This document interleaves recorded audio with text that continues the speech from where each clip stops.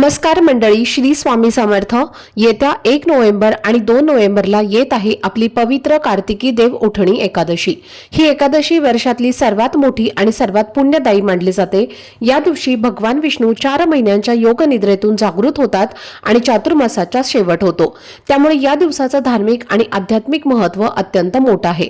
असं मानलं जातं की जर आपण कार्तिकी एकादशीच्या दिवशी श्रद्धा आणि भक्तिभावाने व्रत केलं तर आपल्याला संपूर्ण वर्षभरातल्या सर्व एकादशींचं पुण्यफळ मिळतं आणि त्यामुळे हा दिवस केवळ पूजेसाठीच नव्हे तर आयुष्यातील नकारात्मकता दूर करून शुभ ऊर्जा वाढवण्यासाठी सुद्धा खूप शुभ मानला जातो।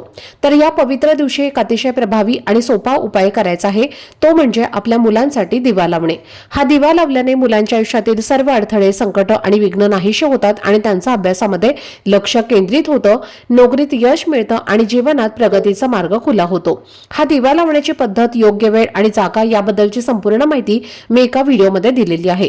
तो व्हिडिओ पाहण्यासाठी या व्हिडिओच्या खाली दिसणाऱ्या छोट्याशा त्रिकोणावरती क्लिक करा, म्हणजे संपूर्ण माहिती तुमच्यापर्यंत पोहोचेल। धन्यवाद। श्री स्वामी समर्थ।